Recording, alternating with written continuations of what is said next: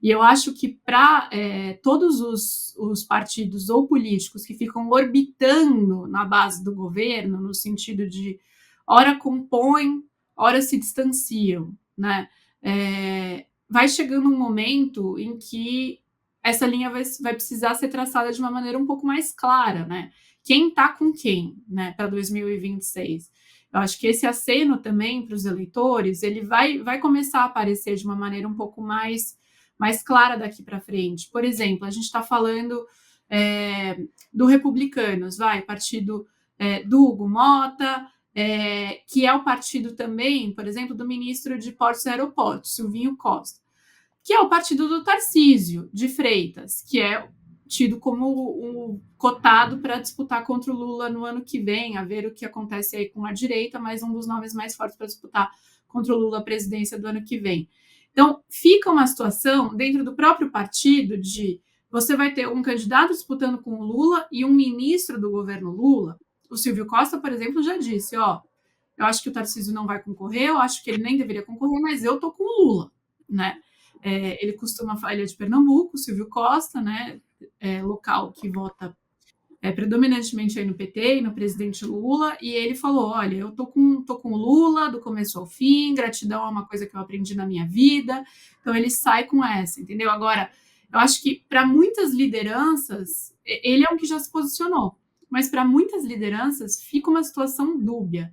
Essa composição de governo que foi feita após a eleição do Lula em 22, que foi uma eleição muito difícil, que exigiu uma composição com setores da sociedade que não eram os setores que tradicionalmente se aliariam ao PT numa campanha eleitoral, e pós-eleição, que exige que o governo abra ainda mais o leque, coloque para dentro do próprio governo siglas do Centrão, ela vem mostrando uma conta que está sendo paga ao longo do governo, porque muitas vezes, com esses partidos dentro do governo ocupando cargos, o governo sofreu derrotas na Câmara e no Senado, né?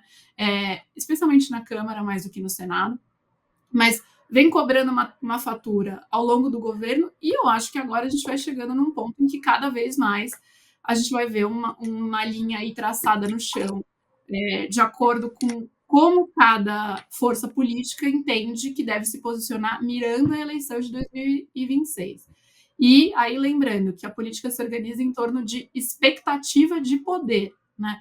E por hora, não há um rompimento com o Lula, há um rompimento com o do Alcolumbre com o Jacques Wagner, há um rompimento do Mota com o Lindbergh, o que é meio ridículo, como meio patético, assim, né? No sentido de que eles querem mandar um recado para o Planalto, é óbvio, mas não há um rompimento claro deles com o governo Lula, porque por hora a expectativa de poder federal em 2026 e a partir de 2026 ainda está na mão do Lula, né? Segundo as pesquisas, assim. Então, mas eu acho que está todo mundo jogando um pouco ali nessa incerteza de entender para onde vai em 26, porque as questões que aparecem, ok, é o Alcolumbre falando do Messias. Agora, do Hugo Mota, ele ficou chateado porque foi chamado de imaturo pelo Lindbergh, né? E aí fica falando nos bastidores, né? O recado nos bastidores é de que ele vê dedo da SECOM, do Planalto, da Secretaria de Comunicação do Planalto, nos ataques à Câmara, nas críticas aos congressistas pela aprovação da PEC da blindagem, por exemplo, com a pressão sobre o parlamento para aprovar o imposto de renda. Então, ele vê digital do Planalto nisso. Mas, de novo, são coisas que já estão aí há alguns meses, né, Thalita? Não é exatamente uma novidade. Eu acho que a novidade, sim, foi a indicação do Messias. E aí a gente vê um movimento do Alcolumbre mais sério com relação a isso. Agora, por parte da Câmara, aparentemente, eu vejo mais como algo entrando aí nessa órbita, digamos assim, já de pré-2026. Mas isso pode custar caro para o governo ainda, né? Porque hoje, por exemplo, o Alcolumbre pautou uma sessão do Congresso para análise de vetos presidenciais. E provavelmente o governo vai sair perdendo de novo, e talvez a sociedade, a ver como eles vão votar a questão dos vetos no PL de licenciamento ambiental. É algo para a gente ficar atento e provavelmente trazer aqui amanhã. Mas certamente vão derrubar muitos dos vetos do Lula no PL de licenciamento ambiental e promover um retrocesso aí no que diz respeito à proteção ambiental. Entre outros temas aí que estão na ordem do dia do Congresso e que vão tem impacto direto para o governo e para a sociedade, né? Mas tem um pouco disso tudo, eu acho que por trás dessas reações. Agora, me surpreende como Bolsonaro no Congresso, assim, ninguém falou mais, né? Assim, estamos falando aqui de briga com o Planalto, de indicação para o Supremo, que indicação para o Supremo significa o quê? Poder, né? Quem tem o poder de colocar um nome dentro do Supremo Tribunal Federal e qual nome vai, né?